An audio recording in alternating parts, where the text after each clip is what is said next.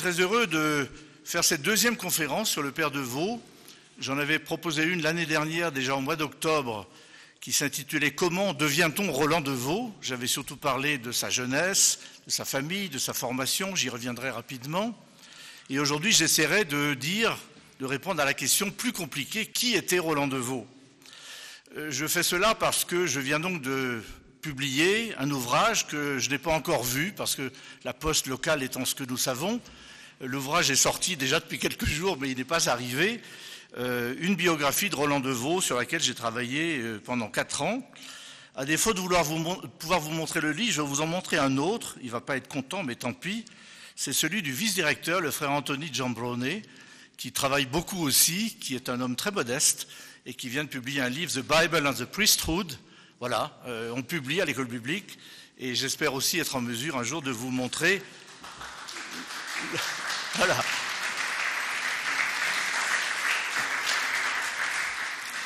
Il fera des reproches. J'espère être un jour aussi en mesure de vous montrer ce livre sur le Père de Vaux. Pourquoi ce livre aujourd'hui ? Parce que depuis 4 ans, ça m'a pris 4 ans, j'ai essayé de faire le tour d'archives abondantes sur Roland de Vaux. Vous avez ici à gauche la lignée de boîtes d'archives dans nos archives du couvent Saint-Étienne. C'est la partie qui concerne Roland de Vaux. Et vous avez à droite une lettre qui est peut-être un peu difficile à lire, qui est une lettre du Père Lagrange, qui en 1936, lorsque de Vaux a déjà publié quelques articles, lui dit son émerveillement. Je ne sais pas si vous pouvez lire, mais ils disent que vous êtes si brillant qu'on ne pourrait pas croire que vous aviez trouvé vous-même ce que vous enseignez, à quoi je réponds que vous n'avez emprunté à personne la leçon magistrale que vous donnez aux grands maîtres, Dussault, Albright et tutti quanti. Avouez que pour un adoubement, c'en est un. C'est donc ce qu'écrit Lagrange à de Vaux lorsqu'il commence ici. Donc j'ai pu travailler pendant 4 ans sur des archives, les archives du couvent Saint-Étienne, bien sûr, mais aussi les archives diplomatiques qui sont très importantes pour nos sujets, à la fois à la Courneuve et à Nantes, ou qui sont plus des archives des consulats, les archives de la famille, une correspondance abondante, des centaines et des centaines de lettres. Tout ça a été passionnant. Et donc aujourd'hui, mon problème, c'est comment, en 1 heure, essayer de vous dire l'essentiel d'une existence qui a été extrêmement riche, faire un portrait d'un personnage complexe. Il a été un chercheur, il a été un professeur, il a été archéologue, il a été directeur de l'école, il a été prieur de ce couvent, et aussi un personnage assez secret par certains côtés. Ce n'était pas un religieux qui se racontait. Il n'y a pas beaucoup de choses de lui sur lui, quelquefois au passage. Et donc, qui était Roland de Vaux ? Je vais essayer de répondre un peu, et en même temps, il restera une part de mystère, mais après tout, c'est normal, on en a tous. Évidemment, c'était un homme exceptionnel, d'une stature exceptionnelle, et je crois qu'on peut dire que ça a été le 2e grand nom de l'école biblique après le Père Lagrange. Ça aurait pu être Dorme, mais Dorme a pris un autre chemin à partir de 31. Et donc voilà, qui a aussi fait une carrière prestigieuse au Collège de France. Et donc de Vaux, une stature exceptionnelle, pour différentes raisons. Il a fait des fouilles importantes, on va y revenir. Il a fait des travaux très approfondis sur l'histoire ancienne d'Israël. Il a été très impliqué dans l'aventure Qumran. Et ça a été à la fois sa gloire et sa croix, si j'ose dire, parce que c'est aussi sur ce point-là qu'il est souvent critiqué, voire assez sévèrement attaqué. Et il nous laisse tout de même quelques livres, mais je dirais surtout il nous laisse des disciples. Et un des émerveillements que j'ai eu en faisant ce travail, c'est de retrouver des personnes, des hommes et des femmes, dont il avait été vraiment le maître. Et je citerai tout à l'heure l'un ou l'autre d'entre eux. Donc voilà, 4 ans d'enquête tout à fait passionnante. Un mot rapide pour ceux qui n'étaient pas là sur sa jeunesse. Vous avez ici ce château familial sous Langy, dans le Cher. Donc Roland de Vaux naît en 1903 dans une famille de ce qu'on appelle en France des grands commis de l'État, donc des gens qui sont dans les grands corps publics, le Conseil d'État, la Cour des comptes, mais avec un sens social très prononcé. Frédéric Ozanam était passé par là et la doctrine sociale de l'Église. Et donc voilà, il est bien né, mais il est né dans un milieu aussi de grande qualité humaine et intellectuelle. Il reçoit une formation de qualité. Il est étudiant d'abord au collège Stanislas, célèbre à Paris, tenu par les jésuites. Ensuite, il fait une licence de lettres à la Sorbonne. et puis il entre au séminaire de Saint-Sulpice, qui est un des grands séminaires en France, avant de rejoindre les Dominicains à Amiens, et il va faire ensuite des études au Solchoir, qui était le grand couvent d'études de la province dominicaine de France, qui se trouvait à l'époque encore à cause des expulsions en Belgique. Mais c'était une grande école, grande époque, dans ce qu'on appelait le studium dominicain. Pourquoi ? Parce qu'il y avait une sorte de renouveau de la théologie par le biais de l'histoire, et en particulier un intérêt accru pour les sources, grâce à des gens comme le père Mandonnet, le père Chenu, qui ont été vraiment les maîtres de Roland de Vaux. Et la méthode historique qu'on applique déjà à la théologie est aussi la question qui va évidemment être débattue à l'école biblique. Et De Vaux a tellement bien travaillé qu'il a failli être médiéviste. Et je vous avais dit l'an dernier que, finissant ses études, il publie déjà un gros article sur l'avicénisme latin et un livre chez Vrin. Donc il aurait très bien pu ne pas venir ici, faire une carrière de médiéviste. Mais finalement, il est envoyé à Jérusalem en 1933. Il a donc 30 ans. Le père Benoît, Pierre Benoît, est arrivé un an avant lui. Quelque temps après, il y aura le père Tournay. Et donc ce qui est intéressant, c'est que c'est toute une génération qui arrive prendre la relève de la première génération qui est celle de Lagrange. Cette photo a été prise au moment des 80 ans de Lagrange. Et donc, vous voyez, on a là le père Lagrange en bas, vous le reconnaissez, le troisième à partir de la gauche. Et puis vous avez au-dessus De Vaux, Benoît, enfin Corroyer, je pense, qui est en bas à gauche, là. Vous voyez, donc des gens qui vont être la génération suivante. Et je l'ai dit tout à l'heure, ils arrivent au bon moment, finalement. La génération des fondateurs a pris de l'âge, la relève doit arriver, et très vite, j'ai parcouru avec vous la lettre de Lagrange à De Vaux. De Vaux impressionne. Il impressionne par sa capacité, il a été bien formé, par son engagement. La formule traditionnelle des frères dominicains qui arrivaient ici, ils arrivaient ici jeunes, et puis ils préparaient la licence biblique, qui se passe à Rome. Et donc il fait ça, comme les autres, il passe 2 ans à travailler, il fait de l'hébreu, il fait du grec, il fait toutes sortes de choses, et puis il va à Rome passer son examen. C'est d'ailleurs assez amusant ce qu'il raconte sur cet examen. Il a très vite compris qu'il fallait dire aux professeurs ce qu'ils voulaient entendre, et pas forcément de leur parler des sujets débattus du moment. Quelquefois, il faut mettre les pouces. Et donc, il passe sa licence biblique en 1935, et très vite, il va se voir confier des responsabilités, puisque en 1935, il est déjà secrétaire du directeur, et en 1938, il devient directeur de la revue biblique, dans un contexte difficile. J'ai déjà évoqué Dorme. Dorme était un grand assyriologue qui a quitté la vie religieuse en 1931, et il y avait une sorte de damnatio memoriae autour de Dorme. Et Lagrange a tout de même voulu faire une recension pour la revue biblique d'un ouvrage important de Dorme. C'est pas parce qu'il était plus religieux que c'était pas un intellectuel important. Et Rome lui dit non, il est hors de question de publier sur Dorme. Et le père Vincent, qui était directeur de la revue biblique, démissionne. Et donc on demande à De Vaux, qui vient tout juste d'arriver quasiment, de prendre la direction de la revue biblique. Il hésite beaucoup. Il a un cas de conscience, parce qu'au fond, il comprend les raisons de Lagrange et de Vincent, et finalement, il l'accepte seulement par obéissance, mais vraiment seulement par obéissance. Et donc, la période n'est pas facile, parce que 38, c'est un an après, c'est la grande révolte arabe, la montée du sionisme dans la Palestine, qui déchaîne déjà les passions. En 1941, c'est la guerre de Syrie, guerre franco-française, puisque vous avez les troupes britanniques et gaullistes qui attaquent l'armée du Levant, qui est française, et ça divise les communautés. Je remercie beaucoup notre ami Paul Vong des Pères Blancs qui m'a donné accès au d'hier des Pères Blancs, parce que ici déjà la communauté était assez divisée, mais alors Sainte-Anne pensait donc que c'est un domaine national. Et donc lorsque les religieux sont plutôt légitimistes, et donc l'armée du Levant, c'était des gens qu'on connaissait, ils venaient déjeuner chez nous, et donc le jour où ils ne sont plus persona grata, que fait-on avec ce qui arrive, le consul Zimmermann? Et alors il y a des choses très intéressantes dans les d'hier des Pères Blancs sur cette question. Donc la période est compliquée, mais De Vaux prend sa place tout de suite. En 1943, il participe à une première réunion des archéologues du Proche-Orient, parce que déjà les gens se disent, voilà, la guerre va finir un jour, qu'est-ce qui va se passer après? Les Britanniques sont peut-être pas là pour toujours, et donc il se retrouve avec Soukenik, avec Albright, avec d'autres, et devient membre de l'Archaeological Advisory Board, et même après il sera président du Board of Trustees du musée palestinien. Voilà.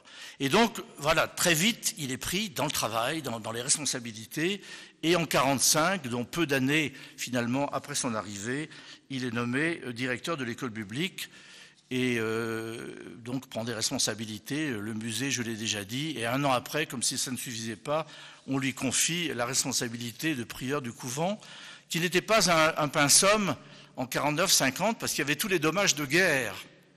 Nous étions ici sur la ligne de front, n'est-ce pas? Les Jordaniens avaient une batterie de mortiers dans notre propriété, les Israéliens étaient à Mousrara, ça tirait par-dessus, de temps en temps les obus étaient mal réglés, et donc voilà, on a eu beaucoup de dommages de guerre, et il y a beaucoup de correspondances de Vaux qui se bat pour récupérer les sous, pour obtenir ses droits, enfin c'était pas facile. Voilà. Mais malgré tout, il se met au travail, et donc je voudrais d'abord parler de Vaux, Roland de Vaux, chercheur et enseignant. À partir de 1935, il va assurer 3 cours principaux qui vont être en gros son activité durant sa vie d'enseignant ici à l'école publique. Il a d'abord un cours qui s'appelle Histoire ancienne de l'Orient. Et donc c'est le cours qui va préparer sa future histoire d'Israël. Il a un cours d'assyriologie et il a un cours de langue assyro-babylonienne. De cette manière, il a pris l'héritage de Dorme. Son cours, c'est très impressionnant de voir que jamais il ne répète le même cours. C'est-à-dire que chaque année, il ouvre un dossier. Vous n'allez pas tout lire, mais vous voyez, c'est son cours d'histoire d'Israël. 46-47 de Salomon à l'exil, 47-48 des origines à la monarchie, 48-49 la période des juges, la monarchie unitaire, 50-51, etc., etc. On ne va pas tout lire. Mais vous voyez, l'idée, elle est là. Il se fait des dossiers, il travaille et il prépare en quelque sorte son œuvre qui, d'une certaine manière, ne sera quasi jamais publiée. C'est un peu le paradoxe de sa vie. Il a travaillé toute sa vie sur une œuvre qui sera publiée simplement très partiellement. Il procède par période et il travaille aussi, évidemment, en archéologie. Et là, ça prépare des futurs livres que vous avez ici, les institutions de l'Ancien Testament, 2 volumes, qui restent des classiques et qui n'ont pas bougé, si j'ose dire. Vous savez, il y a des livres, l'autre, il s'est périmé, mais celui-là, pas du tout. Il a été traduit très vite en allemand, en anglais, en hébreu, etc. C'est un livre qui reste. Et institution civile, institution militaire, c'est vraiment un gros travail à partir de son cours. Et puis l'autre, évidemment, c'est la future histoire ancienne d'Israël, dont un seul volume sera publié, et même après sa mort, il ne l'aura pas vu. De Vaux est un travailleur infatigable. Il lit tout. Il lit tout ce qui paraît. Vous savez qu'il y a une habitude ici à l'école publique, c'est qu'on affiche le samedi les arrivées de la semaine, et puis on voit les bons professeurs et les bons chercheurs, ils passent leur samedi après-midi, leur dimanche, à éplucher, à voir les recensions, qu'est-ce qui a sorti. De Vaux lisait tout, il lisait tout, et on le sait par ses recensions. J'ai fait des listes de recensions, mais interminables, dans toutes les langues, n'est-ce pas? Allemand beaucoup, bien sûr, anglais, italien, espagnol, français, c'est considérable. Il s'intéresse en plus à des choses où il y a de la nouveauté. C'est par exemple l'époque de Ras Shamra ou Garit, n'est-ce pas? On fait des découvertes importantes, Marie, etc. Il y a beaucoup de choses qui sont en discussion à ce moment-là. Et donc il recense les ouvrages de Virolo, de Woolley, enfin tous les gens qui travaillent sur ces sujets. En 1941, il publie un article très savant sur les Hourites, un peuple du nord de l'actuelle Palestine. Et donc, vous voyez, il est sur des sujets très très pointus. Comment se forme-t-il à l'archéologie? Il n'a jamais suivi de cours de formation. Il s'est formé sur le tas parce que ici, c'était un très bon lieu pour se former. Premièrement, c'était encore, à l'époque de l'Empire ottoman et avant 1948, on pouvait circuler comme on voulait. Et donc les pères de l'école allaient volontiers visiter les fouilles des uns et des autres, de Hamilton, de Séric, de Dunant. On partait pour la journée, pour 2 jours, voir les fouilles, Thureau d'Angin, enfin, etc. Il s'intéresse, il va évidemment avec le père Vincent, dont on disait tous les tessons de la Palestine lui sont passés entre les mains. Vincent, immense maître en archéologie à l'école publique, qui a été vraiment le grand fondateur de l'archéologie à l'école. Deveau fait aussi ce que fait notre ami Younous aujourd'hui, il dirige les caravanes, ce qu'on appelait les caravanes, n'est-ce pas? Ils vont à Petra, ils vont dans le Sinaï, ils vont un petit peu partout, et donc c'est un très bon moyen évidemment de visiter les sites, parce qu'il n'y a rien de tel que de l'enseigner pour apprendre, et il se met aussi à l'école, je l'ai dit, du Père Vincent. Il va reprendre des dossiers compliqués, par exemple le dossier des patriarches, c'est évidemment un des sujets qui est resté inentamé. Pourquoi? Parce que lorsque le Père Lagrange avait voulu appliquer la méthode historique à l'Ancien Testament, à un moment donné, Rome lui a dit non, non, là, touche pas, on arrête. Et j'ai ici, et c'est un document rare, le premier volume du commentaire de la Genèse fait par le Père Lagrange, 1905, interdiction de publier, le volume est resté dans mon bureau, dans le bureau du directeur. Et on dit à Deveau, d'ailleurs vous laissez l'Ancien Testament, c'est trop compliqué, ou trop délicat. Compliqué, ce n'était pas le problème. Et donc Deveau, Lagrange passe au Nouveau Testament et fait les grands commentaires que vous savez, et toutes sortes de livres. Et donc Deveau reprend ce dossier, et dès 46, 48, 49, il y a 3 gros articles qui s'intitulent « Les patriarches hébreux et les découvertes modernes », où véritablement il essaie de repenser le dossier à la lumière des découvertes nouvelles.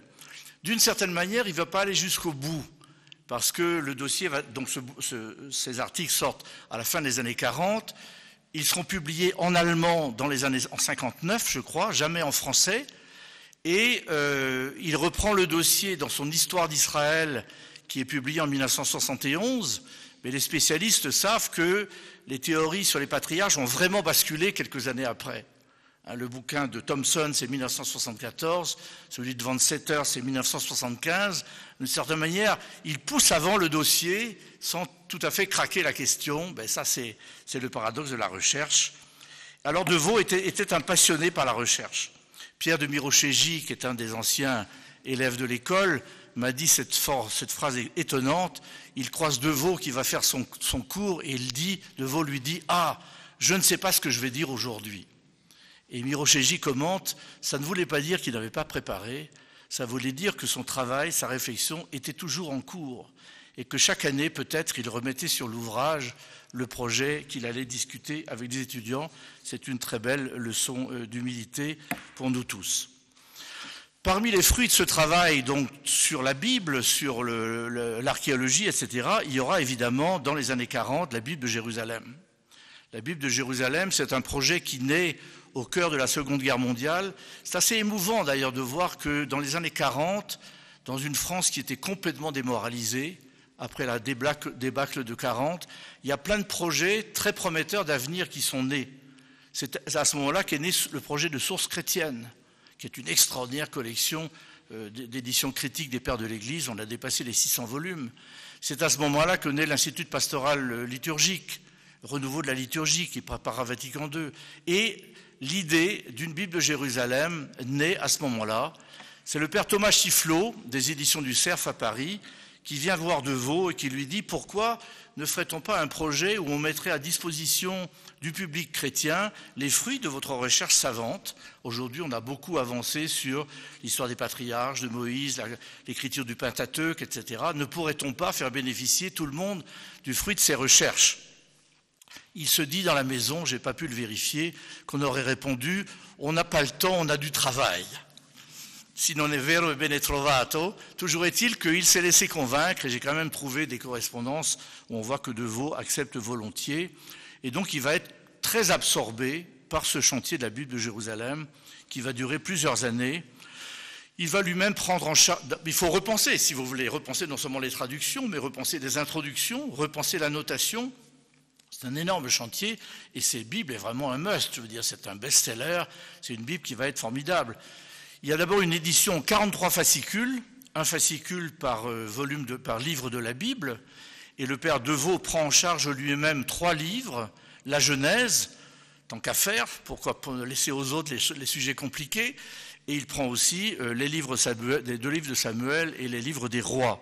Et donc il travaille lui-même tout en supervisant avec tout un comité. Il y avait Henri-René Marou, il y avait beaucoup de beau monde dans ce comité éditorial de la Bible de Jérusalem.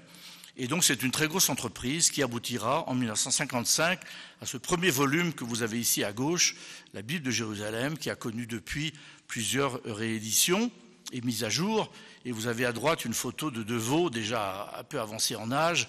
Cette photo est un peu plus tard, où il présente non pas la Bible de Jérusalem, pour prendre un autre livre de l'école à Paris, aux éditions du Cerf. Donc voilà le Deveau chercheur. Je vais vite, évidemment, parce que le temps est limité.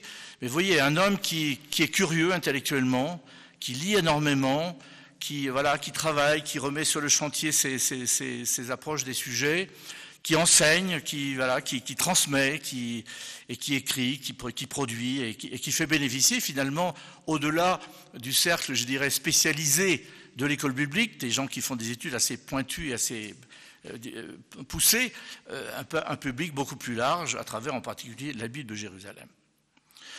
Un autre visage. Quelquefois, quand je parle, c'est ma 5e biographie, quand je parle de comment on fait une biographie, je dis au fond, c'est un peu comme un sculpteur qui fait un buste, vous savez. Vous avez un bloc de pierre, puis vous donnez des petits coups. Puis ça tourne, continue à tourner. Et alors, chaque aspect du personnage. Puis on continue, puis à un moment on dit, ah, ça y est, là je le tiens, je l'ai. Et au fond, c'est un peu ça. Deveau, c'est différentes personnes, ses origines, cet homme de responsabilité, un vrai leader, indiscutablement, qui en imposait, un homme de réflexion et de travail intellectuel, et aussi, bien sûr, un archéologue. Les premiers travaux d'archéologie qu'il a fait, c'était avec le père Benoît dans les années 40, en Transjordanie, à Salt et Maine, mais c'était plutôt un grattage de surface. La première génération de l'école n'avait pas vraiment fouillé, mais elle avait beaucoup observé et beaucoup visité. Et il y a des ouvrages exceptionnels publiés par la première génération. Pensez au fameux Jérusalem antique, Jérusalem nouvelle de Vincent et d'Abel. Pensez au bouquin des Mêmes avec Mackay sur Hébron, à Jossin et Savignac, Mission archéologique en Arabie, 5 volumes, Canaan de Vincent. Enfin, il y a une énorme liste de livres absolument exceptionnels, mais qui étaient, je dirais, avant les fouilles. On va sur les sites, c'est l'époque de la découverte encore, depuis la fin du 19e siècle. On photographie, d'où notre magnifique photothèque tenue par Jean-Michel. On fait des plans, on fait des croquis, il y a des premières hypothèses, on fait des livres pour présenter les sites. Vous voyez, ça, c'est le travail de la première génération. Le vrai premier chantier de fouilles de l'école biblique, c'est à Bougoche, en 1944. Au pied de l'église actuelle, quand vous allez aujourd'hui au monastère d'Abou-Gosh, vous connaissez, il y a le magasin là où on vend des souvenirs, etc. Il y a la salle à manger des frères. Et derrière, vous avez là un certain nombre de vestiges archéologiques dans lesquels Deveau a travaillé, puis peut-être un peu derrière aussi. Jean-Baptiste pourrait nous en parler de façon plus précise. Il travaille avec le père Stève. Alors Stève est aussi un personnage intéressant. J'en parle un peu parce que commence lundi un colloque très intéressant à Tantour, auquel je vais participer, qui s'appelle Spirit of Scholarship. C'est un colloque qui va étudier simplement les religieux et les prêtres qui se sont intéressés à l'orientalisme. Alors, il y aura évidemment le père Scheil, il y aura Deveau, il y aura Vincent, il y en a d'autres. Stève est intéressant. Stève vient ici, assez jeune, il est avec Deveau sur la fouille d'Abou-Gosh, et puis il a des problèmes de santé, je ne sais pas, de hanche, je ne sais pas quoi. Il s'en va, il ne reviendra jamais, ou peut-être épisodiquement. Mais la recherche l'intéresse, c'est un grand érudit, et il va être un des grands spécialistes des Élamites, de Élam, n'est-ce pas? Et il va en particulier être avec Hirschman sur les fouilles de Tchangazambil et de Suse, d'où il sera conduit par quelqu'un que je ne nommerai pas ici.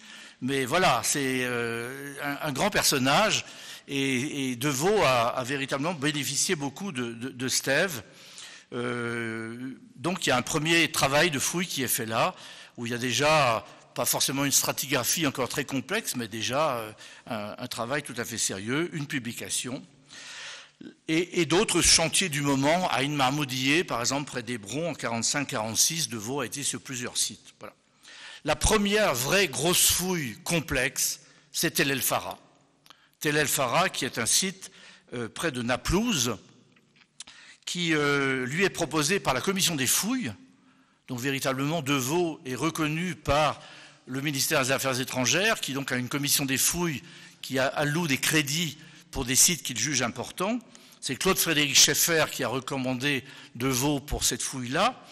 Et c'est un site très intéressant parce qu'il a une occupation très ancienne qui remonterait au bronze moyen et au fer, probablement une occupation à l'époque cananéenne, mais surtout ce site aurait pu être l'antique Tirsa, donc qui aurait été la première capitale du royaume d'Israël selon le livre des rois. Donc là pour le coup De Vaux fait une archéologie qui est en lien direct avec la Bible. Et c'est quand même ça qui est très intéressant. Il se met dans des sujets qui sont du dur, si j'ose dire, pour un bibliste. Et l'articulation pourrait être extrêmement intéressante.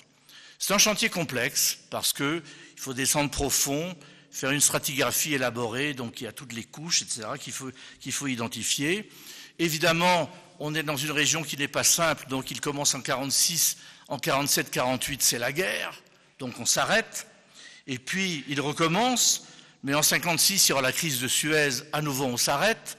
Bref, il va faire toute une série de campagnes entre 1946 et 1960, 9 campagnes au total. Il est aidé par d'autres frères dominicains, et je veux les mentionner parce qu'il y a aussi, j'allais dire, les sans-grades, les gens qui font le gros des troupes, qui sont là et qui collaborent, et c'est très important, en particulier Charles Coinon, qui était un frère dominicain, architecte de son État, diplômé, diplômé, et qui a beaucoup aidé De Vaux sur ce site. Il y avait le cher regretté Pierre Amier, que nous avons perdu il y a 1 an, à l'âge de 100 ans, mais il m'a encore parlé du père De Vaux, n'est-ce pas? Et il a été au Louvre, brillante carrière après, etc. Et puis les étudiants de l'école et quelques frères, Boimard est allé sur ce chantier, Lemoine est allé sur ce chantier. Bref, c'est un très beau site. Et De Vaux va publier des comptes rendus préliminaires dans la revue publique entre 1947 et 1962. Donc à défaut d'avoir tout publié Farah, qui est encore en cours de publication, vous savez les publications sont lentes et compliquées, mais De Vaux a déjà fait des rapports préliminaires consistants qui permettent à ceux qui travaillent aujourd'hui de s'y repérer. Tout ça était bien parti, vous le voyez ici sur la photo, donc avec le père Benoît qu'on voit devant avec sa grande barbe et son casque colonial. De Vaux est au premier rang en tenue d'archéologue, c'est-à-dire un peu sale, avec sa pipe. Il y a derrière le père Vincent, le barbe grise, et puis en haut à droite le père Savignac, qui mourra d'ailleurs dans un accident de voiture. C'est De Vaux qui conduisait. On reviendra tout à l'heure sur la façon dont De Vaux conduisait. Je vous citerai une petite lettre très amusante de Miss Kenyon. Donc tout ça était bien parti, et puis, catastrophe si j'ose dire, Qumran arrive. Qumran arrive, et donc De Vaux va être requis par un autre chantier immense, compliqué, qui va lui valoir et la gloire et les soucis. Ça fera son notoriété, ça fera aussi un peu son malheur. Je vais traiter De Vaux à Qumran sous 3 aspects, les fouilles, les manuscrits et la publication, parce qu'il faut quand même regarder ça de près. D'abord, la fouille. Vous savez, on ne va pas revenir sur l'histoire, elle est archi connue, de la découverte des manuscrits, d'ailleurs on ne sait pas très bien, par des bédouins avec des chèvres, enfin tout ça est resté un tout petit peu imprécis. On sait seulement qu'à un moment donné, des parchemins vaguement écrits apparaissent sur le souk, on vient les proposer un peu partout, y compris ici, et les frères disent « Oh là là, le souk, le fake, c'est l'habitude ». Il y a eu au départ un certain rejet de ce qui était proposé, qui sera aussi reproché plus tard, mais même des gens comme Van der Pleu, qui était un grand savant, au début n'a pas vu qu'au fait c'était tout à fait important. Il a fallu un petit peu de temps. Et donc ce chantier qui est commencé à ce moment-là va valoir à De Vaux de s'y mettre. Ce qui complique l'affaire, c'est que la découverte est au moment de la partition de la ville, de la Palestine et de Jérusalem. Et donc on va avoir 3 lots, en quelque sorte, des manuscrits et des fragments. Un premier lot est acquis par Marc Samuel, l'évêque syriaque orthodoxe de Saint-Jacques, très magnifique église que nous connaissons, et il va très vite montrer ces manuscrits aux chercheurs de l'Albright, qui ne s'appelait pas encore l'Albright, et donc en particulier Trevor et Brownlee, qui vont faire des photos dans le sous-sol de l'Albright, où il y a aujourd'hui la bibliothèque. Donc ça, c'est un premier lot. Il y a un deuxième lot intéressant, avec des beaux morceaux. Dommage qu'Émile Puech soit pas là, mais il a un décès familial, on aurait pu l'interroger. Il y a un deuxième lot important acheté par Soukenik, qui était le grand épigraphiste de l'université hébraïque de Jérusalem, qui a réussi, on ne sait pas très bien comment, à acquérir des manuscrits, mais des lots importants, des rouleaux considérables. Et puis l'école biblique récolte aussi, mais beaucoup plus peut-être des fragments, des choses moins flatteuses, plus compliquées à traiter. Et voilà, il faut s'y mettre, et à un moment donné, on y va. Et donc De Vaux va travailler à la fouille. Il part avec Lancaster Harding, qui était donc le directeur des antiquités pour les Britanniques à l'époque, et vous avez ici au milieu Milik, dont je reparlerai tout à l'heure. Ils vont donc, à la demande de Harding, De Vaux est sollicité pour entreprendre cette fouille. C'est pas simple parce que des choses sont arrivées sur le marché, mais on ne sait pas très bien d'où ça vient. Et puis quand on va gratter, on s'aperçoit tout d'un coup qu'il y a des types qui courent dans la montagne, qui partent à toute vitesse. Et donc en fait c'est la course-poursuite avec les bédouins. C'est-à-dire que pendant qu'on commence à fouiller quelque part, on le trouve ailleurs, et à un moment donné, De Vaux va devoir négocier avec les bédouins en leur disant « Écoutez, je vous promets une chose, si vous acceptez de me dire où ça se trouve, vous ne serez pas arrêté par l'armée, et moi je vous embauche et je vous paye. » Vous voyez, c'est ça aussi la complexité d'une fouille comme celle-là. Voilà, et donc il faut... Alors en 51, on commence la fouille en 49 seulement, il y a eu 48 où on n'a rien pu faire. En 50, 51, 52, on découvre Wadi Mourabaat, et avec la fameuse grotte 3, puis la fameuse grotte 4, des grottes à manuscrits très intéressantes. Et il y a déjà sur place Milik et Contenson, dont je reparlerai. Voilà. Mais c'est pas facile parce que on continue à trouver. Et alors, dans une lettre au père Benoît, De Vaux écrit en 52, mais diable de bédouins ont déniché une nouvelle grotte, à Qumran même, d'où il sort des choses et des choses. Nous avons fait arrêter le travail, trop tard probablement. Harding y est depuis hier, et j'y pars tout à l'heure avec Milik. J'espère que cela ne durera que quelques jours, car il fait encore très chaud et je suis surchargé de travail ici. Eh oui, 25 septembre, c'est la rentrée des étudiants à l'école biblique de Jérusalem. Vous imaginez un peu, puis il y a Farah en même temps, incroyable. Et en même temps, ça continue. Il y a une page étonnante de la chronique du couvent qui dit ceci. Les Bédouins ont découvert une nouvelle grotte de manuscrits à Qumran. Le père Barthélemy et l'abbé Milik se frottent les mains. Le père De Vaux lève les yeux au ciel et gémit. C'est un fardeau, n'est-ce pas? Et donc, il y a trop à faire, il y a Farah, il y a Qumran, il y a l'école, et en plus, 56, ce matin nous étions à Sainte-Anne, il y a des fouilles à faire en vieille ville de Jérusalem de temps en temps, donc tout ça est compliqué. Et donc il va être à Qumran dans des conditions précaires. Il y a des comptes rendus sur la façon dont ça se passait, hein. Donc on fouille très tôt le matin, on s'arrête en milieu d'après-midi, les ouvriers rentrent chez eux, puis après on prend le thé, et le soir on commence à discuter, à commencer les rapports de fouilles, pas les rapports, mais mettre au net les cahiers, les carnets de fouilles, etc. Et puis on dort sur place. Ils buvaient une eau dégoûtante. On se demande comment ils ont survécu, n'est-ce pas? La chaleur, on n'a pas idée aujourd'hui des conditions. Il n'y avait pas le moyen de venir à Jérusalem tous les soirs, etc. C'était toute une aventure.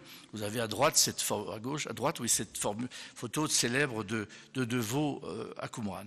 Donc la fouille, il est requis et il y va et constamment. Et voilà, c'est compliqué. Il joue un rôle important dans la fouille. Deuxièmement, il joue un rôle important aussi dans l'acquisition, dans l'interprétation et dans l'édition des manuscrits. Il se trouve que Jérusalem étant coupée, on confie à De Vaux la responsabilité d'acheter ce qui arrive de ce côté-ci de Jérusalem. Il y a des types qui arrivent de temps en temps, on a encore quelquefois d'ailleurs des gens qui viennent nous voir de la vieille ville avec un couffin dans lequel ils ont des petites choses qu'ils veulent nous montrer. On ne va pas donner les noms. Et il faut voir est-ce qu'on achète, on n'achète pas. Et alors au début, ils ont commencé à acheter à la taille, 1 livre sterling au centimètre carré. Et puis ils ont découvert que ça encourageait les Bédouins à déchirer. Du coup, ils ont changé de méthode. Alors De Vaux avait une certaine somme qui lui était allouée par le Palestinian Archaeological Museum, le futur Rockefeller, n'est-ce pas? Et il fait ce qu'il peut, il achète quand il croit que c'est utile, etc. Très vite, l'argent va manquer. Et c'est ça aujourd'hui, je crois, on juge l'épisode de l'époque avec le regard d'aujourd'hui, mais c'est anachronique de faire ça, n'est-ce pas? À l'époque, on ne savait pas ce que c'était le fundraising. Il eût fallu très tôt se dire, mais on est en face d'une aventure énorme, d'une importance historique, il faut prendre les moyens pour ça. Ils n'avaient pas les moyens. Ils avaient un peu de sous, mais pas grand-chose, n'est-ce pas? Alors ils vont essayer de vendre des manuscrits en disant, écoutez, il y a des musées dans le monde qui vont peut-être être intéressés. Alors ils contactent, n'est-ce pas? Le Library of Congress et le British Museum refusent. Ils ont un peu peur qu'on leur vende des choses pas tout à fait honnêtes. Mais finalement, il y a quelques réponses positives. L'université de Heidelberg, Manchester, McGill, la Bibliothèque Vaticane. Bon, il y a l'accord. Et puis finalement, on ne pourra jamais livrer les manuscrits parce que les Jordaniens vont dire non, non, on n'exporte pas ce qui est le bien national. Vous voyez un peu le contexte de l'époque. C'était quand même très compliqué. On n'a pas pris la mesure du projet. Et c'est probablement ce que je vais devoir défendre à Tantour la semaine prochaine, où il y a une célèbre archéologue américaine qui a la dent dure, elle est réputée pour ça, et qui a mis dans son abstract The Failures of DeVoe. Donc j'attends de savoir qu'est-ce qu'elle va raconter, mais je pense que ce sera une des questions. De fait, on n'a pas pris la mesure à l'époque de l'importance du sujet. Mais quand même, on se lance, et il a avec lui des gens de grand talent. J'ai évoqué déjà Joseph Milik, un épigraphiste polonais, un génie de l'épigraphie. On dit que lorsqu'il avait vu il faut s'imaginer, si vous voulez, c'est un peu des confettis. Si vous allez voir les Discoveries of Judean Desert qui sont dans notre bibliothèque, les 40 volumes, hein, vous avez, je ne sais pas si là il y a des photos, mais enfin vous les connaissez, c'est quelquefois des petits confettis. Donc à quel morceau appartient ce texte? Alors si c'est assez lisible, on peut au moins reconnaître le livre biblique auquel ça appartient, si tant est que ce ne soit pas un commentaire.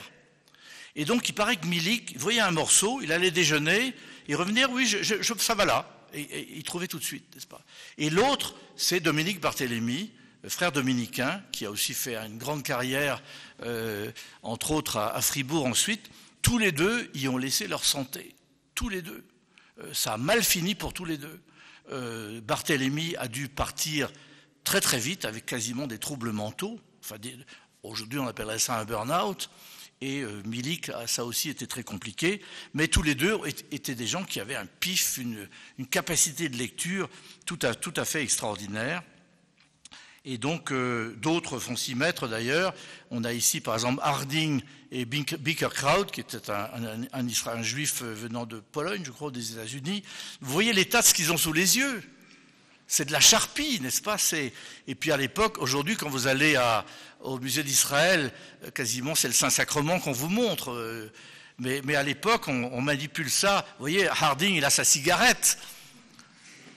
Et l'autre, il a une pince à épiler. Je veux dire, c'est comme ça que ça a commencé, n'est-ce pas?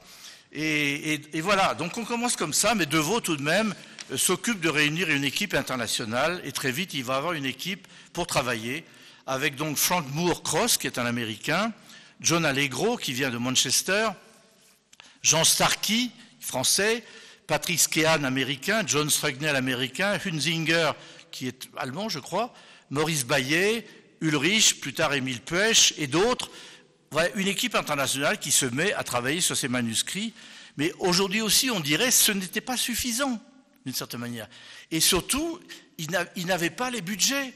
Par exemple, Strugnell disait, je vais venir pendant le congé d'été, j'ai 2 mois, si vous pouvez me loger gratis, d'accord, je viens. Aux yeux d'aujourd'hui, il eût fallu mettre des millions, n'est-ce pas, et ouvrir des autoroutes devant ces gens-là et dire, mais il ne nous en faut pas 8, il nous en faut 25. Et voilà, mais c'était comme ça. C'est d'autant plus compliqué, si vous voulez, que pour s'y retrouver, on est en face d'un puzzle. On est en face d'un puzzle parce que les Syriens ont quelque chose, avec l'Albright, DeVoe a des choses, Soukenik a autre chose. Mais quelquefois, pour recomposer le texte, il faudrait tout rassembler. J'ai par exemple trouvé des lettres de Soukenik qui écrit à DeVoe, il dit, écoutez, voudriez-vous bien, s'il vous plaît, cher père DeVoe, m'envoyer une photocopie ou une photographie de tel morceau? Et DeVoe lui dit, je voudrais bien, mais je n'ai pas le droit. C'est un bien jordanien. Il faut comprendre aussi le contexte politique de l'époque, n'est-ce pas? C'est très compliqué. Et donc chacun navigue à vue comme il peut. C'est compliqué. Et en plus, très vite, on va se battre sur Qumran. Pourquoi? Parce que tout le monde a compris que c'était une découverte exceptionnelle et qu'il y a là un filon qu'il va falloir exploiter. Alors j'ai trouvé dans les archives une magnifique caricature faite par Albert de Pury, qui est un bibliste espagnol, suisse, qui vit toujours, que j'ai eu longuement au téléphone, et qui a fait un dessin où on voit Dupont-Sommer et Allegro se battant avec Deveau, qui est déguisé en D'Artagnan, et qui dit bande de sapajous, enfin à la manière un peu du capitaine Haddock, Qumran et le christianisme. Et oui, Dupont-Sommer, qui se voit volontiers comme l'héritier de Renan, c'est un grand épigraphiste, n'est-ce pas? Il a été étudiant à l'école publique en 1928-1929, il a la chaire d'études sémitiques à la Sorbonne, il sera plus tard à l'Académie et même secrétaire perpétuel pendant 15 ou 20 ans, c'est un grand monsieur. Dupont-Sommer publie très vite des ouvrages, tout de suite, en disant voilà, on a trouvé, maintenant on va y voir clair. Au fond, on nous a raconté toutes sortes d'histoires sur le christianisme. Je schématise, on n'a pas le temps d'aller dans le détail, mais il y a un peu de ça. Une espèce de relecture simplifiée qui va rendre furieux Deveau. Et alors, il y a des échanges de correspondance incroyables. D'ailleurs, Deveau, pour être sûr d'être lu, Dupont-Sommer a publié un livre, puis un deuxième, et puis un article dans Paris Match, parce qu'il faut être lu par la grande en France. Et alors, Deveau est furieux et écrit dans La vie intellectuelle en France, pour être sûr d'être lu en France, un article au vitriol, et puis il réagit, et on a donc ici quelques éléments. Donc l'épigraphiste parisien veut avoir la primeur de l'explication au public, laisser entendre que les manuscrits de la mer Morte vont entraîner une cascade de révolutions dans la compréhension du christianisme.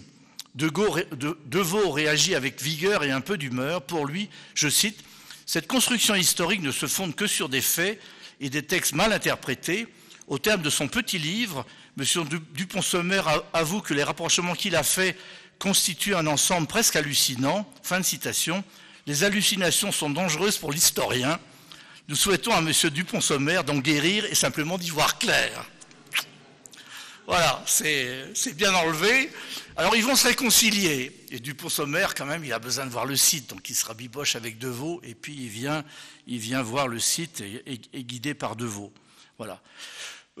Allegro, ça va être également compliqué. Donc vous avez ici à gauche un des ouvrages de Dupont-Sommer, aperçu préliminaire sur les manuscrits. Allegro, c'est autre chose, il a tout simplement pété un câble, comme on disait aujourd'hui, ou pété un plomb. Il a une thèse en disant, au fond, Qumran, c'est des gens qui fumaient des choses hallucinogènes, et ils ont écrit des choses délirantes. Enfin, il a d'abord été un bon chercheur, venant de Manchester, et puis petit à petit, ça a un peu dérapé, d'où la caricature, n'est-ce pas, de Deveau, ferraillant. J'ai trouvé que c'était amusant et intéressant de vous la mettre. Voilà. Ce qui complique en plus, c'est que le dossier est sensible. Imaginez, on trouve les premiers manuscrits en 47. Qu'est-ce qui se passe en 48? On crée l'État d'Israël.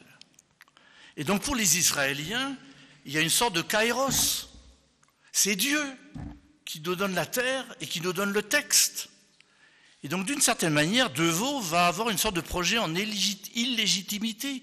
Que fait donc là ce curé catholique? Soukenik raconte dans son journal qu'au moment où il étudiait les textes de Qumran, son plus jeune fils surgit dans son bureau pour lui annoncer le vote des Nations Unies en faveur de la création de l'État d'Israël.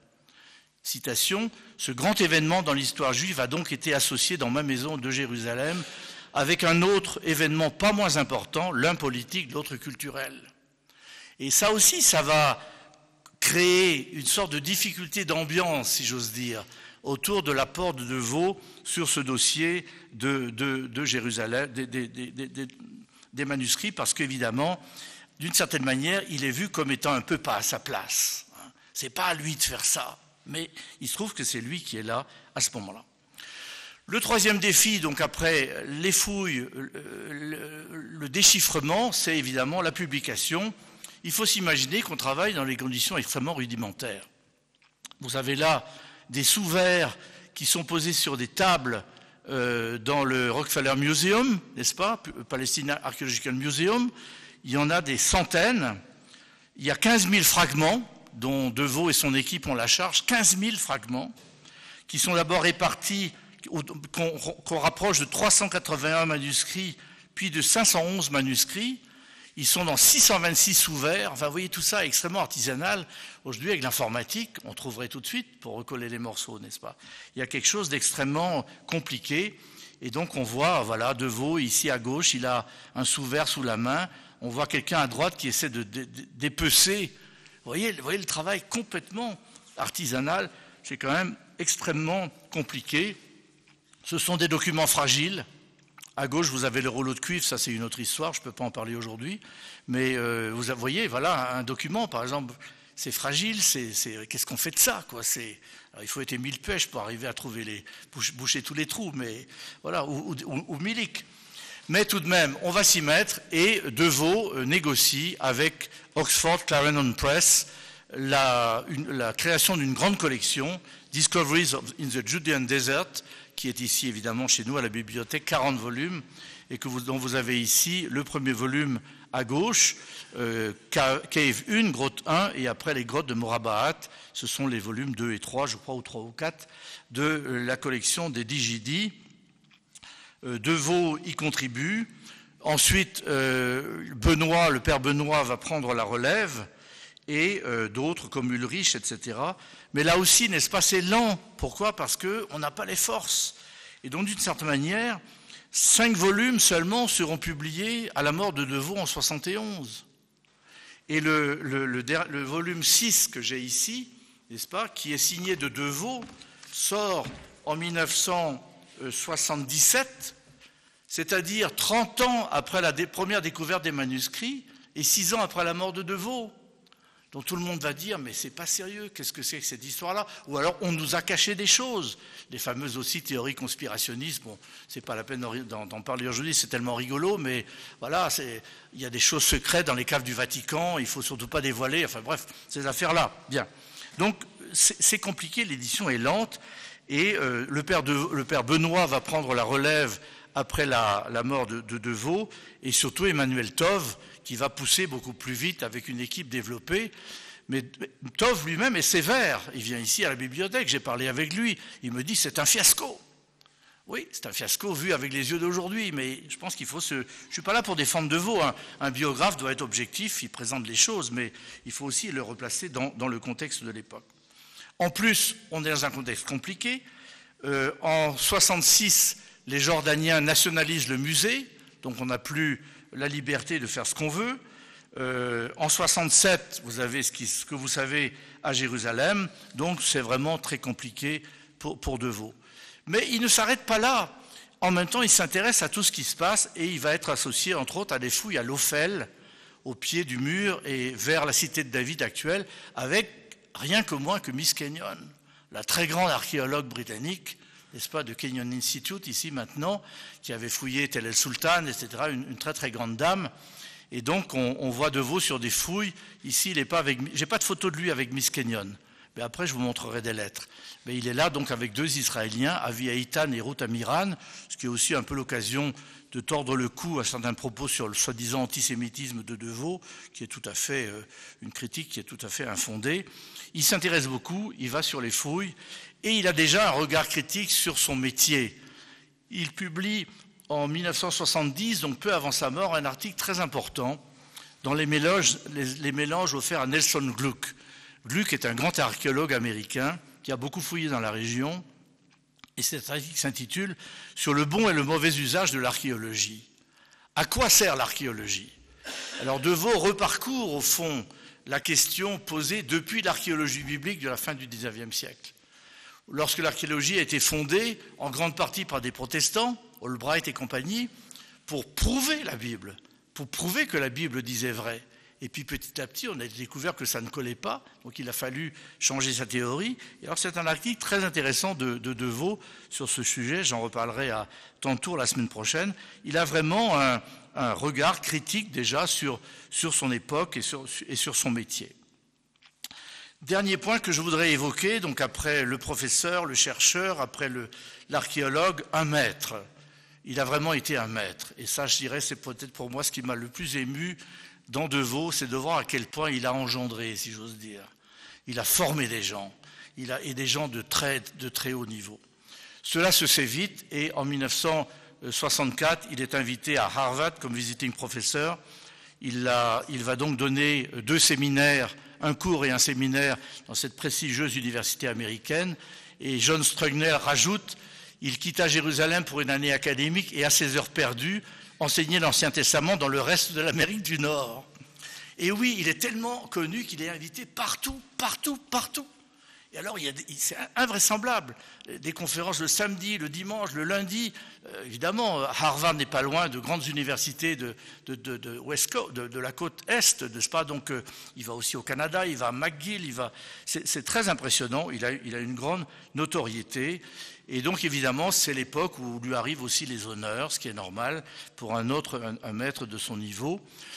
Depuis 1952, il était membre correspondant de l'Académie des inscriptions et belles-lettres. En 1962, il est devenu membre libre non résident, c'est-à-dire qu'il est membre à plein titre, bien que n'étant pas à Paris. En 1955, il avait déjà été choisi comme consulteur de la Commission biblique pontificale, qui est, au niveau du Saint-Siège, l'instance suprême d'étude de la Bible. Et ensuite vont pleuvoir les doctorats honoris causa, Dublin en 1954, 1964 Louvain, Aberdeen, 1965 Providence College, Vienne, Yale, Notre-Dame, De La Salle, Holy Cross, enfin, vous voyez, ça arrive de tous les côtés, c'est une reconnaissance internationale. C'est aussi l'époque où il donne les Schweich Lectures, c'est un peu plus tôt, mais où elles sont diffusées, ce qui est donc les grandes conférences qu'il donne à Oxford, ou à Londres, je crois, la British Academy, qui est donc vraiment la lecture de Qumran par Roland Deveau. Il y a 5 ou 6 chapitres où il donne sa théorie sur les sujets, etc. Et c'est un ouvrage qui va rester comme un peu son testament sur Qumran. Au-delà de ses honneurs, Deveau a formé beaucoup de disciples. Nous avons ici des belles archives, n'est-ce pas, et des secrétaires des études comme Marc Leroy qui gardent finalement tout ce qui se fait. Et donc, j'ai retrouvé 75 mémoires de fin d'études dirigées par Roland Deveau. Et des mémoires de Bible, d'archéologie, etc. Quelquefois 5, 6 la même année, un énorme travail. Il a formé des gens, il a eu des disciples. Et c'était très émouvant pour moi d'en retrouver un certain nombre, parce que certains nous les connaissons. J'en citerai 4, des gens que nous avons connus, Francolino, le cher Francolino, un de nos frères, qui est mort il n'y a pas très longtemps, et qui en quelque sorte a succédé à Deveau comme professeur d'Ancien Testament à l'École biblique de Jérusalem. Et puis François Langlamé, qui a publié l'amorce du numéro 2 de l'histoire d'Israël. Parce que Deveau avait tout prêt à sa mort pour le volume 1, qui est sorti après sa mort. Et Langlamé a sorti le livre des juges, donc une amorce du volume 2, mais ce n'est pas allé au-delà, mais Langlamé, évidemment. Donc voilà 2 frères dominicains de l'école biblique qui ont été vraiment les disciples de Deveau. Et je voudrais mentionner 2 archéologues, Jean-Louis Huot, à qui nous devons beaucoup, tout à l'heure je vais dire pourquoi, ici à l'école biblique. C'est un archéologue français qui a été élève à l'école biblique, qui ensuite a fait sa carrière à Beyrouth, et puis surtout 20 ou 25 ans de fouilles à Larsa en Irak, et professeur à la Sorbonne d'archéologie orientale, un homme extrêmement sympathique, très reconnaissant. Et quand je suis allé le voir, il m'a dit, écoutez, je suis tellement reconnaissant à l'école biblique que j'ai une faveur à vous demander. J'ai une magnifique bibliothèque, je n'ai pas d'enfants, je voudrais donner ma bibliothèque à l'école biblique. 3000 volumes. Exceptionnel, exceptionnel.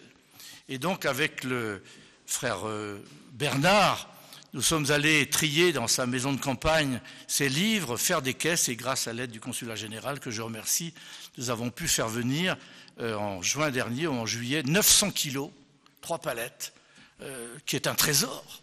Pourquoi ? Parce qu'un homme de ce niveau qui pendant 40 ans sélectionne ce qui est important, c'est que du bonheur, si vous voulez. Et donc, ça, pour nous, c'est un enrichissement exceptionnel, parce qu'en plus, ça nous tire plus vers l'Est, si j'ose dire. Par nos métiers, on a déjà beaucoup de choses sur la Palestine, sur la Syrie, sur le Liban, sur l'Égypte, mais là, on tire vers la Turquie, l'Arménie, l'Irak, vous voyez, c'est très, très intéressant. Jean Luyot. Et puis, à droite, j'ai mis Emilio Olavari, qui est un archéologue espagnol. Ils sont 2, il y a un autre qui s'appelle Echegaray, et ils disent, au fond, nous sommes les fondateurs d'une certaine archéologie espagnole, et on le doit à Roland Deveau. Donc il y a une sorte de manière de faire de l'archéologie en Espagne par des archéologues qui se reconnaissent dans cet héritage. Et c'est peut-être pas par hasard qu'aujourd'hui, il y a au moins un archéologue espagnol qui nous a demandé de reprendre le chantier de Tel El Fara où il retourne. Voilà. Avant de mourir, Deveau se voit encore proposer un très beau site, le site de Tel Queysan, qui se trouve donc près de Saint-Jean-d'Acre. Jean Prignot, frère dominicain, qui était l'assistant de Deveau et qui aurait dû le continuer, écrit ceci: c'est lui qui a fait choix de Tel Queysan, et c'est à coup sûr à son autorité et à sa compétence que la mission a dû la concession d'un des sites les plus archéologiques, les plus importants et les plus prometteurs du pays. En fait, en voyant les dossiers tout le monde voulait ce site. Et les plus prestigieuses missions voulaient ce site. Et c'est Deveau qui l'a eu. C'est Deveau qui l'a eu parce que je pense qu'il a été, voilà, il le méritait. Mais malheureusement, il est usé. C'est un homme qui est usé. Il a énormément travaillé, énormément fumé. On dit qu'à la bibliothèque, il laissait ses mégots allumés sur les rayonnages en bois. Il n'y a jamais eu, la providence est bonne, il n'y a jamais eu d'incendie. Mais il y a laissé sa santé, plus évidemment le travail, n'est-ce pas? Il y a ici une photo très belle qui est probablement une des dernières photos de Roland Deveau. On le voit à Queysan avec une canne. C'est d'ailleurs le consulat général qui lui a permis d'aller là-bas parce qu'il est allé dans une voiture un peu aménagée où il pouvait allonger sa jambe. Il avait fait une sorte de phlébite, de l'artérite, enfin il était mal, quoi. Depuis le mois de février, il s'était cassé la jambe. Et voilà ce texte qui date un peu plus tôt, mais qui dit bien son ambiance. J'ai actuellement l'impression de me noyer. Je n'ai pas commencé la révision de la Genèse, donc c'est l'époque où il publie la Bible, que je vous ai promis pour Pâques. J'ai 2 articles à écrire avant le 1er mai pour une encyclopédie, et je suis depuis 15 jours engagé dans les fouilles de Jérusalem. Cela veut dire que je suis sur le chantier de 6 heures du matin à 4 heures du soir, et que quand je rentre à l'école, je ne suis bon à pas grand-chose, et tout le monde me tombe alors dessus, les professeurs, les étudiants, les visiteurs, le courrier. J'ai envie de donner ma démission de tout. Dieu est bon et me pardonnera de n'en faire pas plus, mais accepterez-vous ce retard? Une lassitude, un homme épuisé, n'est-ce pas? Et c'est très, très, très impressionnant de voir ça. Alors je ne prétends pas avoir épuisé avec cela qui était Roland Deveau, parce que, je dirais en conclusion, il y a toujours une part de mystère. Il y avait chez cet homme une humanité discrète, que je n'ai pu entrevoir que dans quelques moments privilégiés, par exemple lorsque il est nommé, il est choisi pour venir à Jérusalem, et il écrit au Père Benoît, son confrère, en disant, ben voilà, j'y vais par obéissance, j'avais pensé à une vie apostolique, mais voilà, l'étude sera mon apostolat. Enfin, il dit des choses qui, pour nous, posent aussi des questions quand on est ici, comme religieux, voilà, qui ont beaucoup de sens. À la mort de sa mère, pendant la Seconde Guerre mondiale, il ne peut pas y aller, évidemment, il écrit à son père une lettre très bouleversante, telle ou telle lettre aussi au Père Vincent, on devine un petit peu. Je dirais une humanité discrète. On le voit ici à gauche avec ses neveux, dans le château de Soulangy, dans le Cher. Il était un grand lecteur de romans policiers en anglais. Et alors ses neveux aimaient beaucoup, ses petits-neveux aimaient beaucoup, parce que quand ils venaient en vacances, il leur racontait des romans policiers. Il avait des histoires à raconter, il était intarissable, c'était un autre Deveau. Vous l'avez là à droite, ensuite caressant un petit chien ou une chèvre, je ne sais pas. Voilà. C'était aussi un homme étonnant. Je vous mets un beau témoignage de Miss Kenyon. L'enthousiasme était, je crois, mon dernier chapitre s'intitule « Entre charme et autorité ». C'est le chapitre un peu portrait. L'enthousiasme était, je crois, la clé qui faisait de Deveau un collègue délicieux. Il était toujours intéressé, prêt à se passionner pour des découvertes excitantes. Mon souvenir préféré de lui est l'époque où nous avons trouvé des crânes enduits de la prépoterie néolithique à Jéricho. C'était vers la fin de notre saison de 53. La nouvelle lui parvint à travers Aouni Dajani, qui sera plus tard directeur du département des Antiquités de Jordanie, quand Deveau fouillera à Qumran. Deveau embarqua littéralement Dajani dans sa voiture et conduisit à toute allure jusqu'à Jéricho. Deveau était connu pour être un chauffeur audacieux. It's an understatement, British understatement. Il arriva à Jéricho, abandonna sa voiture avec 3 roues sur la pente qui descendait vers la source où nous avions établi notre camp, suivi depuis depuis le haut du tel par un Dajani tout tremblant. Par chance, il arriva au moment où la partie la plus remarquable des crânes enduits était visible sur le bord de la fouille. J'ai donc eu la chance d'observer sa réaction. « Oh !» est le seul son dont je me souvienne, mais si ce n'est pas un sacrilège de dire cela à propos d'un prêtre catholique, je dirais que son attitude était une sorte de vénération devant une incroyable révélation de ce qui pouvait être fait à une époque de 7000 ans avant notre ère. J'ai trouvé intéressant il y a une belle correspondance avec Miss Kenyon. C'est la seule qui l'appelait My Dear Roland, n'est-ce pas? Autrement, c'était Father Levaux, etc. Mais il y avait une sorte d'amitié forte. C'était un personnage, comme lui, fumant, crade, enfin, etc. Une femme de terrain, voilà. Et puis, il y avait l'amitié. On a des très belles lettres, par exemple, avec Paul Lapp, qui est un archéologue américain, qui est mort malheureusement à Chypre. Il s'est noyé prématurément. Et De Vaux aimait beaucoup Lapp, et après la mort de Lapp, il est allé rendre visite à sa veuve, et il y a des lettres de l'épouse de Lapp disant « Il n'y a qu'un homme de cœur comme vous qui puisse vraiment faire tout ce trajet pour venir me voir ». Il est ici aussi avec Yadin, c'est intéressant, parce que Yadin, c'est le fils de Soukenik, n'est-ce pas? Et donc c'est un personnage très important dans cette aventure des manuscrits de Qumran. Alors pour terminer, je cite 2 ou 3 in memoriam de gens que nous avons connus. Henri de Contenson, qui a fouillé avec lui, qui est mort il n'y a pas longtemps. Tous ceux qui l'ont connu ne pourront oublier la fidélité de son amitié et la gentillesse de son accueil. Agnès Piquette, ancienne de l'école biblique également, mais décédée récemment à l'âge de 101 ans. En dehors de son prestige d'exégète et d'archéologue, il m'impressionnait par son allure de grand seigneur en habit dominicain. Son affabilité n'était pas de commande et son autorité n'avait rien d'écrasant. Et enfin, Mirocheji, que nous connaissons, c'était un maître. J'avais une confiance totale en son jugement. Les orientations qu'il m'a données ont orienté toute ma carrière. C'est tout de même un bel éloge. Je vous remercie.